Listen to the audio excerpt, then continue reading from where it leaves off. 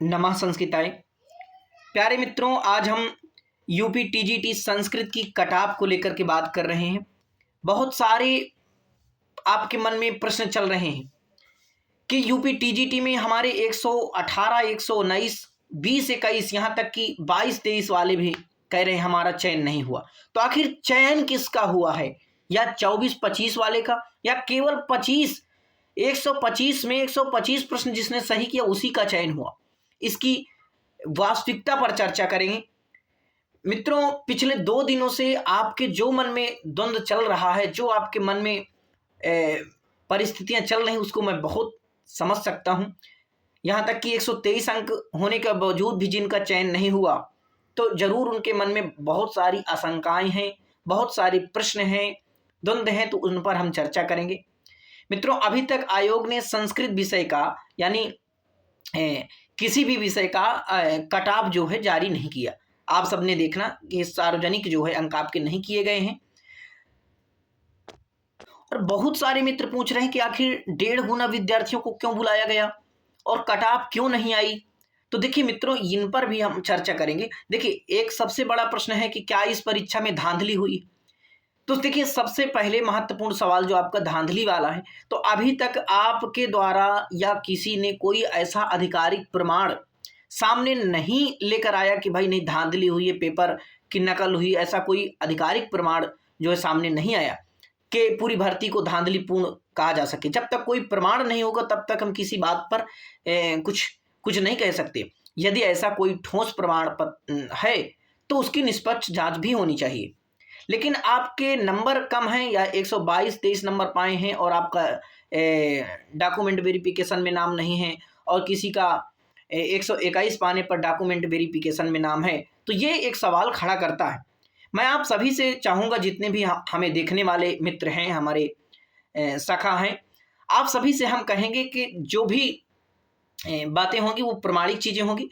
तो मैं आपसे एक निवेदन करना चाहूँगा कि आप अपनी कैटेगरी, किस कैटेगरी से हैं, EWS, OBC, SC, ST, और आपके कितने नंबर आए हैं, यानी आपने कितने प्रश्न सही किया है, डॉक्यूमेंट वेरिफिकेशन में आपका नाम आया है नहीं आया, यदि नहीं आया तो कितने प्रश्न आपके सही थे, और यदि आया है तो आप अपने अंक भी जरूर बताइएगा।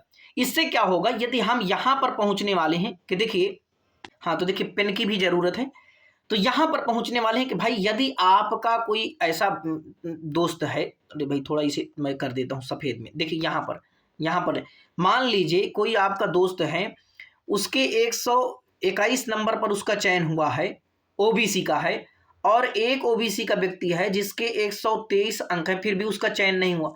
यदि ऐसे 10 प्रमाण हमें मिल जाएं, इसी प्रकार से आपका एससी हो गया और एसटी हो गया, इसी तरह से इनका भी देख लीजिए। ईडब्ल्यूएस का इसी प्रकार से,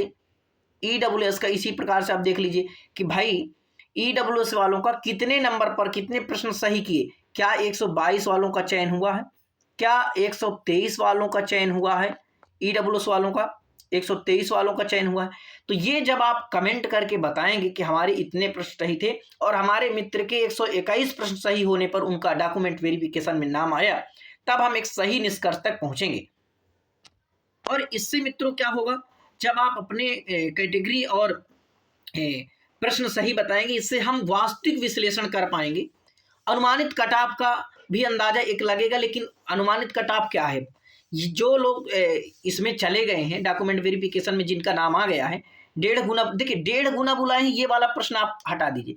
1.5 गुना देखिए क्या है कि बहुत सारे बच्चे तो 4 साल में कहीं ना कहीं सेलेक्ट हो गए होंगे, तो अब इन्हीं में से उनको चयन करना है, तो इसीलिए कि भाई हमारी सीटें खाली ना जाएं, इसलिए से 1.5 गुना बच्चों को बुला लिए। ये तो कोई ये आपका प्रश्न नहीं होना चाहिए। 1.5 गुना तो इसीलिए बुलाया है, ठीक है, ताकि सीटें खाली ना जाए। लेकिन कट ऑफ आपकी जरूर आना चाहिए, इससे हमें ये पता चले हमारे कितने नंबर हैं और कितने नंबर वालों का चयन हुआ। और हो सकता है मित्रों कि मुझे लगता है कि अभी तक अगर कट ऑफ नहीं आई तो अब कट ऑफ आना बड़ा असंभव लगता है। लेकिन आयोग का हम क्या कह सकते हैं, क्योंकि हमारे प्रशांत कुमार जी हैं और जो है काम तो बहुत बेहतरीन अभी तक किए हैं। आप देख ही रहे हैं कि किस प्रकार से जिन्होंने जो परीक्षा की डेट दिए हैं वही डेट पर आपकी परीक्षा हो रही है, और आगे भी उम्मीद है इसी प्रकार से चाहेंगे कि आपकी कट ऑफ भी जारी करें। यूपी टीजीटी पीजीटी का जो भी हुआ है एग्जाम, कि भाई हमें वास्तविक अपना स्कोर पता चले और कितने नंबर वालों का हुआ, थोड़ा हमारे धैर्य बंधे, नहीं तो हमें धैर्य नहीं बंध रहा। तो मित्रों आप जरूर अपनी ये जानकारी दीजिएगा। जैसे ही यूपी टीजीटी संस्कृत से कोई संबंधित आधिकारिक सूचना या कट ऑफ या कोई अपडेट आएगी तो हम आपको जरूर इसी चैनल पर आपको सबसे पहले सूचित करेंगे। और ये वीडियो अपने जो भी आपके मित्र हैं उन तक भी पहुंचाइएगा, ताकि सभी लोग ज़्यादा से ज़्यादा इस पर अपनी जो है नंबर बता पाएँ कि हमारे 122 प्रश्न सही है, 121 या 123, ताकि ये पता चल पाए किन लोगों का चयन हुआ है। और मित्रों देखिए लास्ट में मैं आपको बता रहा हूँ, यदि आपका नाम नहीं आया है इस लिस्ट में, डॉक्यूमेंट वेरिफिकेशन में नाम नहीं आया है, तो देखिए आपने पूरी मेहनत किया है और यहाँ तक पहुँचा है 118 में, 119, 20 में, 23 में, तो अब आपका चयन बिल्कुल चयन है ये मान लीजिए। तो अब आपको निराश होकर बैठ नहीं जाना कि कहीं दूसरी जगह घूमने चले जाएं, इस तैयारी को, संस्कृत को छोड़ करके इधर उधर कोई कमाने के चक्कर में, बिल्कुल नहीं। यहाँ से बिल्कुल आपको अडिग रहना है, इसी जगह पर रहना है। और अगली वैकेंसी फिर जुलाई में आने वाली है, बिल्कुल संभावित है, 100% आएगी, क्योंकि चुनाव भी है। इसलिए बिल्कुल अपना कमर कस लो, बिल्कुल तैयारी में लगना है आपको, और अगली वैकेंसी में आपका नाम ही होगा, इस 100% दावे के साथ कहता हूँ। तो एक पंक्ति भी मैं आपके लिए कहता हूं अंतिम में, क्योंकि ये जिन लोगों का चयन नहीं हुआ उनके साथ कोई नहीं खड़ा हुआ है। प्यारे मित्रों हम सब लोग वही हैं कि जो है जिनका चयन होता है उनका नाम तो आ जाता है, जिनका चयन नहीं होता उनकी पीड़ा को कोई नहीं समझ सकता। मित्रों एक पंक्ति मैं आपके सामने कहूंगा कि इस पंक्ति को आप लिख लीजिए कि नर हो न निराश करो मन को, कुछ काम करो, कुछ काम करो, कुछ काम करो, कुछ काम करो। दो रास्ता लेकर चलिए।